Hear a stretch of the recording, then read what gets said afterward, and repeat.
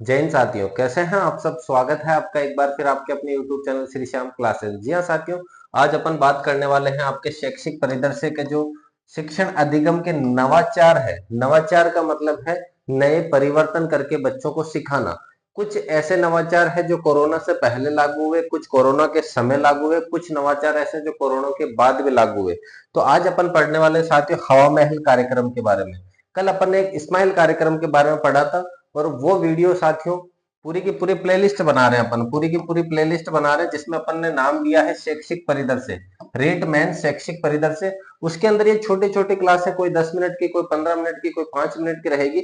वहां पर जाकर के आप क्लासेस को देख सकते हो मेरे भाइयों। पूरी की पूरी क्लासेज आपको ट्रिक से याद रहेगी, और आज से पहले आपने शायद ही ऐसा कुछ पढ़ा होगा मेरे भाइयों।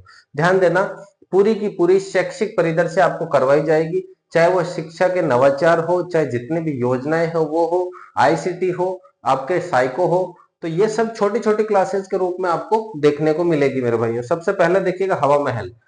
हवा महल का साथियों अगर बात करें, प्रारंभ हुआ है 2 मई 2020 को। 2 मई 2020 को। इसका अन्य नाम है बच्चों का झरोका। सीधा सा अन्य नाम क्या है? बच्चों का झरोका। तो वहां पूछा जाएगा बच्चों का झरोका कार्यक्रम कौन सा है? स्माइल कार्यक्रम, हवा महल कार्यक्रम, शिक्षावाणी कार्यक्रम या शिक्षा दर्शन कार्यक्रम। तो साथियों अपन को वहां टिक करना हवा महल। अब सर 2 मई, सर अब तारीख याद रखो, जैसे 13 to 21 अंजू मैडम इस्माइल के साथ पढ़ाएगी, वैसे यहाँ पर क्या तारीख होगी साथियों? यहाँ देखो, 2 मई को, 2 मई को बच्चों को हवा महल का झरोका दिखाओ। 2 मई, 2 मई को बच्चों को हवा महल का झरोका दिखाओ। सीधा से याद रह जाएगा, 2 मई को बच्चों को हवा महल का झरोका। झरोका से आपको बच्चों का झरोका भी याद रह गया, हवा महल भी याद रह गया। 2 मई से कब दिखाना है बच्चों को? 2 मई को। जब एग्जाम हो जाते हैं अप्रैल मई के अंदर, तो 2 मई को बच्चे फ्री रहेंगे। उस फ्री टाइम में आपको क्या करना है? बच्चों को हवा महल का झरोका दिखाना है। क्या दिखाना? हवा महल का झरोका दिखाना है साथियों। अब बात करें इसकी जरूरत क्यों पड़ी है। विद्यार्थियों में पढ़ने व चिंतन कौशल विकसित करने हेतु ये काम हुआ है। कौशल का मतलब याद रखना मेरे भाइयों, जहां कहीं भी कौशल शब्द के बहुत जगह आएगा साइकोलॉजी में, टीचिंग मेथड में। कौशल का मतलब होता है अपने हाथ की कला। अगर मैं यहाँ इस प्रकार से लाइन खींच रहा हूं तो ये कला है, एक हाथ से किया गया काम एक कौशल कहलाता है। तो विद्यार्थियों में पढ़ने का और सोचने समझने की शक्ति को ही चिंतन कहा जाता है। ये तरीके विकसित करने के लिए हवा महल का कार्यक्रम लागू किया गया है। सप्ताह में एक दिन इसको लागू किया गया है। कौन से दिन ये लागू हुआ है? शनिवार को ये लागू होगा साथियों। सप्ताह में एक दिन ये कार्यक्रम होगा हवा महल। इसके अंदर क्या क्या होगा साथियों वो भी देख लीजिएगा। इसके 5 चरण है। कितने क्रियाकलाप है, गतिविधियां 5 है। अभी सर ये 5 ही क्यों है? क्योंकि हवा महल की 5 मंजिल है। हवा महल में कितनी मंजिल है? 5 मंजिल है, इसलिए इसका कार्यक्रम का नाम भी क्या रखा गया है? 5 क्रियाकलाप दिए गए हैं। लेकिन बाद में इसमें छठा क्रियाकलाप भी जोड़ दिया गया। सबसे पहले आज की कहानी सुनो। आज की कहानी, आज की कहानी, आज की कविता। साथियों यहाँ पर किताबों के अंदर आज की कविता पहले है और आज की कहानी। क्रम कोई नहीं पूछने वाला कि कौन सी है, कहाँ है, क्या है। साथियों अगर मैं बात करूं, छोटे बच्चों को अपन कहानी सबसे पहले सुनाते हैं। छोटे बच्चों को कहानी सुनाते हैं तो वो जल्दी याद रखते हैं। पूरे 5 के 5 क्रियाकलाप याद किस प्रकार से रखने हैं। छोटे बच्चों को कहानी अच्छी लगती है तो कहानी बताइए अपन ने। कहानी के बाद में जब वो स्कूल में आए तो उनको देखा होगा आपने, हिंदी के अंदर छोटी छोटी कविताएं होती है। छोटी छोटी क्या होती है? कविताएं, जैसे मछली जल की रानी है, जीवन उसका पानी, ये सब कविताएं होती है। तो छोटे बच्चे जब स्कूल नहीं जाते, पहले अपन उसको कहानियां सुनाते हैं कि जंगल में ये था, एक राजा था, एक रानी थी, ये सब कुछ अपन कहानियां सुनाते। तो सबसे पहले अपन ने कहानी सुनाई उसको। फिर वो विद्यालय गया तो विद्यालय में उसका सामना किससे हुआ? छोटी छोटी कविताओं से हुआ। जब आपने देखा होगा एलकेजी यूकेजी में आपके बच्चों को कहानी कविताएं सिखाई जाती है, लेकिन किताबें उस समय नहीं होती। फिर जैसे फर्स्ट सेकंड क्लास में आएगा तो उसको किताबों से सामना होगा। उसका सामना किससे होगा? किताबों से। जब वो तीसरी चौथी पांचवी में जाएगा तो उसकी गतिविधि एक्टिविटी से सामना होगा। वो किससे सीखेगा साथियों? एक्टिविटी करके सीखेगा। और इसमें पांचवा जो चरण है वो शिक्षक का है साथियों। पांचवा जो क्रियाकलाप है वो शिक्षक का है। शिक्षक कॉर्नर में बैठ के पूरी गतिविधियों को, पूरी किताबों को पढ़ रहा है, कविता किस प्रकार से पढ़ रहा है, कहानी किस प्रकार से, उन सब का मॉनिटरिंग करने का कार्य करता है शिक्षक।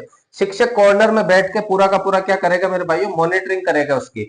फिर इसमें एक छठा जोड़ा गया है, हमारा पुस्तकालय। छठा क्या जोड़ा गया है? हमारा पुस्तकालय जोड़ा गया है। कि ये सब कुछ होकर के बाद में क्या है, हमारा पुस्तकालय नया जोड़ा गया है। तो यहाँ ये सवाल बन सकता है कि हवामहल कार्यक्रम में जोड़ा गया अंतिम क्रियाकलाप कौन सा है, अंतिम क्रियाकलाप कौन सा है, तो वो क्या है, हमारा पुस्तकालय अंतिम क्रियाकलाप है।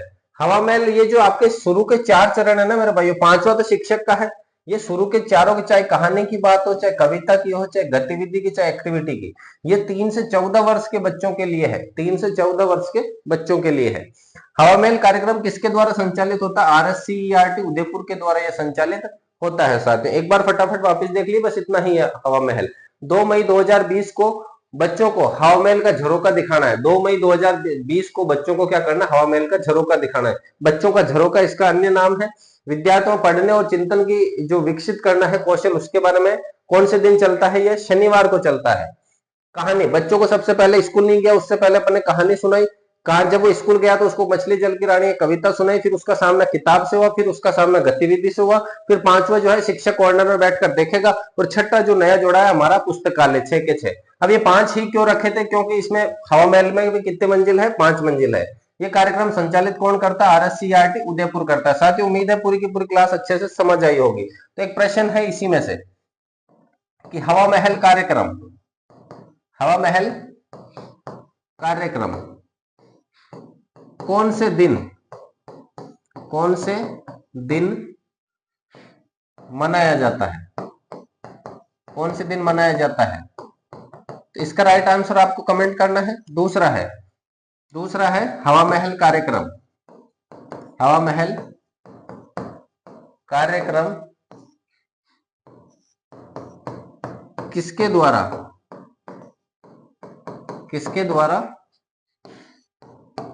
संचालित होता है, किसके द्वारा संचालित होता है। और तीसरा है हवामहल कार्यक्रम में 6वां क्रियाकलाप कौन सा है, 6वां क्रियाकलाप कौन सा है। साथियों ये 3 प्रश्न मैंने दिए हैं, पूरी क्लास करवाने के बाद आपको दिए हैं। साथियों आप कहोगे कि सर छोटे छोटे क्लासेस को थोड़ा बढ़ाइए, तो साथियों अभी एक दिन की एक क्लास ला रहे हैं, लेकिन अभी ये सुबह सुबह मैंने रिकॉर्ड करी है, अभी आपको 9-10 बजे मिल भी जाएगी।